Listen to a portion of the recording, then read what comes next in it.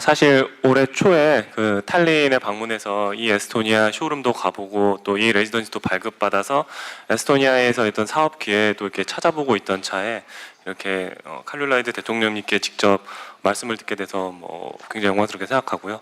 또 앞서 말씀에서도 실제 어떤 그 디지털 소사이티를 위한 문제가 테크노의 문제가 아니라 로우메이커의 문제라는 게 굉장히 인상 깊었습니다.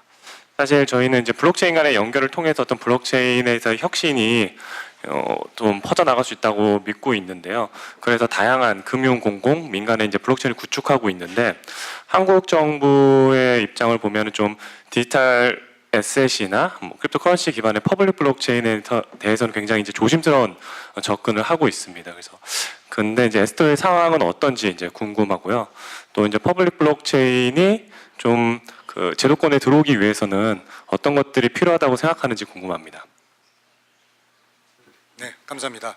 다음은 일부 사회를 맡아주셨던 김서준 해시드 대표님이신데요. 이 해시드는 가상화폐 투자 펀드이고 전 세계 35개 프로젝트에 투자하고 계신다고 합니다. 김 대표님부터. 네, 그 혁신적인 산업을 육성하는 정책을 정부가 이렇게 세울 때는 늘 기존 산업의 강자들과 마찰이 있는 것 같습니다. 어느 나라에서나 이런 일들이 일어날 것 같고요. 예를 들면 한국에서도 지금 택시업계 반대로 다양한 모빌리티 스타트업들이 성장하는 데 어려움을 겪고 있기도 하고, 실제로 또 블록체인 같은 경우도 여러 가지로 관련된 정책들을 만드는 부분에 있어서 분명히 기존 산업의 강자들과 충돌이 나면서 이해관계가 지금 어긋나는 부분들도 산업 발전을 어렵게 만들고 있는 부분인 것 같습니다. 에스토니아에서도 비슷한 일들이 굉장히 많았을 텐데 어떤 식으로 이 기존 산업의 강자들에 대한 그런 저항이나 불만을 조율해 나가고 있는지 궁금합니다. 네, 감사합니다. 다음은 최화인 한국 블록체인 협회 블록체인 캠퍼스 학장님이신데요.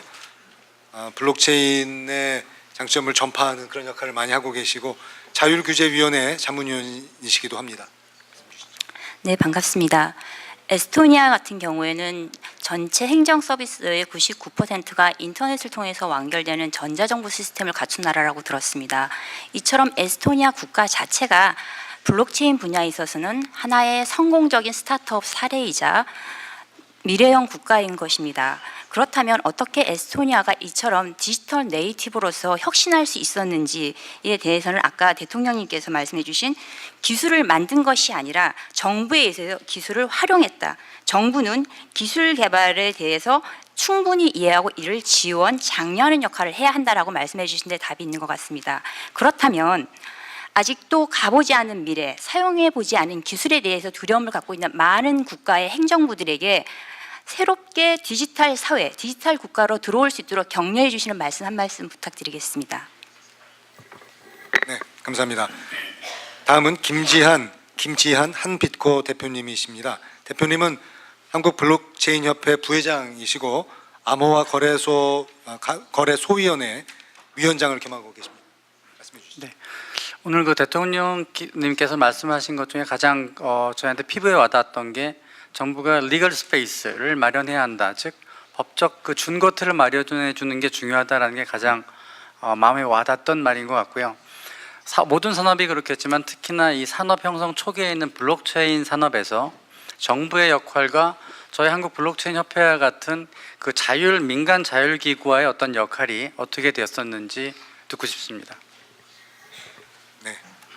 네, 모두 4가지의 질문이 나와 있습니다. 질문을 아주 짤막하게 잘 해주셨기 때문에 플로어에서 한두 분 정도의 말씀을 청해 들을 수도 있겠습니다.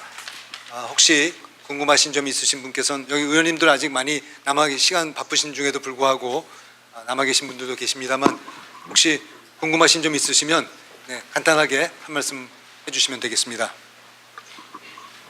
저 혹시 블록체인 기술을 하면은 우리가 조지 오웰의 1984년 어떤 빅브라더 사회 위험하고는 어떻게 괜찮은가 모르겠습니다. 빅브라더 위험을 어떻게 해소할 수 있는지. How can we get rid of Big Brother? 또 다른 질문 없으시면 네. 간략하게 한 말씀 부탁드립니다. 본인 소개 부탁드리겠습니다. 네, 한국에서 블록체인 사업 진행하고 있는 위블락의 홍준이라고 합니다. 저희는 실제로 에스토니아에서 발급한 이 레지던시도 만들어서 가지고 있는데요. 전 세계 많은 사람들이 이 레지던시를 실제 발급받고 있는 걸로 알고 있습니다. 그래서 대통령님께서는 이 레지던시 전 세계적으로 발급된 거에 대해서 어떤 활용 가능성을 가지고 계신지 한 말씀 해주시면 좋을 것 같습니다. 네, 감사합니다. 시간 관계상 더 많은 질문 받지 못하는 점 양해 말씀 부탁드립니다. 그리고 이 자리에는 또 에스토니아 측에 대한 자문역으로 많이 활동해 주신 장석재 코코네 대표님께서도 참석해 주셨는데요. 오늘 이제 말씀 많이 듣다 보면 에스토니아 사정을 또 잘 아시는 한국분으로서 의견이 또 있으실 것 같습니다. 간단히 한 말씀 좀 전해주시죠.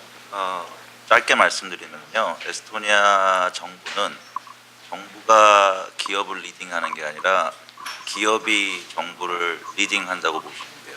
그래서 정부는 철저하게 기업들이 활동하기 위한 공간과 법을 제정하고 그것에 있어서 아주 빠른 속도로 움직이고 있기 때문에 아까 대통령님이 말씀하신 것처럼 인구 130만인데 유니콘 기업이 벌써 4개가 나왔지 않습니까? 그래서 그게 가능하다라고 보시면 될 것 같습니다. 그래서 우리 정부도 에스토니아의 어떤 기술, 우리나라에 사실은 기술이 충분히 많이 있다고 생각을 해요. 근데 기술의 문제가 아니라 법을 만드시는 분들, 행정을 하시는 분들이 에스토니아의 그 점을 한번 바라봐줬으면 좋겠습니다.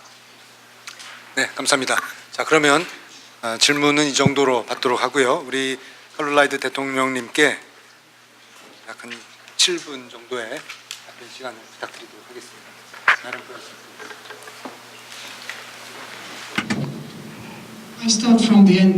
네, 먼저 마지막 질문부터 말씀드리겠습니다. 전자영주권 제도에 대해서 말씀드리자면 전자영주권 제도는 앱스토어와 비슷합니다. 모든 에스토니아의 디지털 인프라에서 앱처럼 서비스를 모든 시민들이, 모든 기업들이 제공을 할 수가 있습니다. 민주적이고요. 그리고 사용에 제한이 없습니다. 그리고 상상력에 의존해서 어떤 서비스든 이 플랫폼을 사용해서 제공을 하고 있습니다. 정부는 비즈니스를 창업할 수 있는 환경을 제공하는 역할을 하고 있습니다. 우리는 어떤 서비스를 플랫폼에 런칭할 것인가를 생각하는 역할은 하지 않습니다. 민간 부문에서의 이런 책임들을 가지게 됩니다. 네, 1984년 5월 5일 질문에 대해서 답변을 드리겠습니다. 네, 스탈린 정부에서 저희 국민들의 10%를 추방을 해야 되는 그런 상황이 있었습니다. 민주주의는 민주주의여야 됩니다. 그리고 민주주의 하에서는 국민들의 자유를 그리고 사생활, 권리들을 보장해 나가야 됩니다.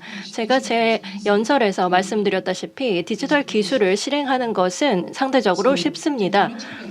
기술적인 부분은 바뀌는 것이 아니라 그리고 문화도 바뀌는 것이 아닙니다. 민주주의는 민주주의로 유지가 되어야 되고요. 전체주의적인 국가는 계속해서 전체주의적인 국가로 유지가 됩니다. 그리고 여기서 이제 영향을 미쳤던 것은 디지털 기술의 사용이 아니라고 생각합니다. 제가 이제 법적인 공간에 대해서 여러 번 말씀을 드렸는데 여기서 중요한 것은 어떻게 하면 블록체인 기술의 활용을 장려할 수 있는 환경을 만들 수 있는가입니다. 예를 들어서 승차 공유 서비스도 마찬가지입니다. 우리가 이런 것들을 해서는 안 된다라고 할 수는 없습니다. 그리고 기존의 산업과 신산업들 간의 경쟁을 부추길 수도 없을 것입니다. 우버라든지 비슷한 산업들도 마찬가지입니다.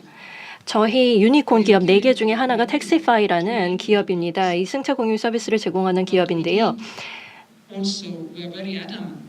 저희는 결단력 있게 자유로운 시장을 만드는 데 큰 의지를 가지고 있었습니다. 이런 자유시장의 접근법을 취하고 있고요. 우리의 사회를 어떤 높은 비용의 택시 라이센스를 제공함으로써 택시 서비스에 참여할 수 있는 시민들을 제한하지 않습니다. 모든 시민들, 모든 기업들을 위한 평등한 장을 만드는 데 저희는 집중을 하고 있습니다. 그러면 블록체인은 어떻게 사람들이 블록체인에 긍정적으로 반응할 수 있도록 할 것인가에 대한 질문에 답을 드리자면요. 사람들은 블록체인 기술에 대해 관심이 없습니다. 블록체인 서비스에 관심이 있습니다. 민간 부문도 마찬가지입니다. 온라인상에서 어떤 기술들에 대해서는 관심이 없습니다. 인터넷 커넥션이 어떻게 됐는지 이런 부분들에 대해서 사람들은 생각하지 않습니다. 궁극적으로 어떤 서비스를 받는가가 중요합니다. 그렇기 때문에 시민들에게 이런 것들을 설명해야 된다고 생각합니다. 그리고 기술들을 사용해서 서비스가 창출될 수 있는 법적 공간을 만드는 것이 더 중요하다고 생각합니다. 그러면 우리가 미래는 어떻게 보고 있을까요? 저희는 인간과 알고리즘 간의 관계를 생각해야 된다고 생각합니다. 그리고 다음 선거에서 이와 같은 것들이 이루어질 것이라고 생각합니다. 저희의 시민들은 정부가 능동적으로 이런 변화에 대처하기를 요구하고 있습니다. 그리고 이와 같은 요구로 인해서 정부는 변화할 수밖에 없습니다. 데이터베이스를 확인해서 시민들이 원하는 서비스를 제공하고 있는가를 확인해보고 아동 관련된 서비스라든지 이런 것들을 더욱더 개선된 방식으로 제공을 하게 되는 것입니다. 그리고 여러 시스템들 간에 인간이 없이도 서로 상호 비교가 이루어져야 됩니다. 그리고 이에 기반해서 행동을 취하게 됩니다. 인간과 알고리즘 간의 상호 관계를 저희가 생각해 놔야 된다고 생각하지만 사실 원칙적으로는 저희가 여태까지 해왔던 것들과 비슷하다고 생각합니다. 그리고 교통법에 따라서 배달 로봇이 인간의 차량과 함께 교통사고에 연루가 된 적이 있었는데 사실 인간의 실수로 인해서 그 교통사고가 발생한 것이었습니다. 근데 어쨌든 인간과 알고리즘 간의 상호관계를 저희가 관리를 해야 됩니다. 저희는 인공지능법을 통해서 어떤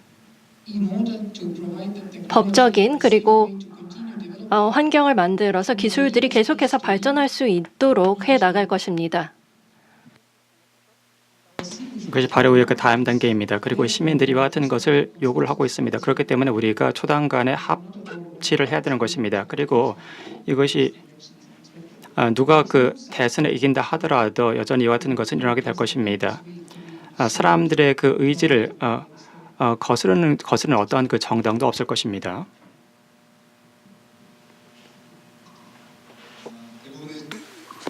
질문에 대해서 아주 답변을 잘 해주셨습니다. 감사합니다. 시간이 한 1분 정도 남았기 때문에 제가 참석자를 대신해서 한 질문만 드리도록 하겠습니다. 에스토니아에서는 자신의 의료 정보 등 자신의 정보가 모든 사람에게 다 공개가 돼 있는 상태인데요.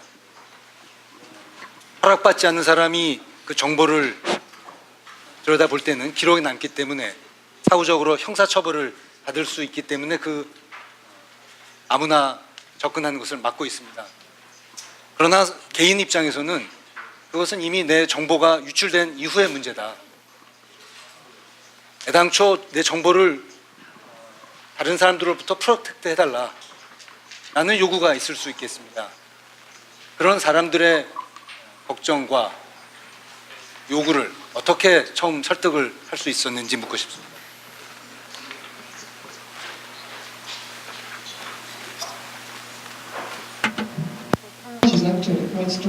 사실 이 혐의는 상당히 강력합니다. 이와 같은 무허가로 다른 사람의 기록에 접근하게 되면 심각한 처벌을 받을 수가 있습니다.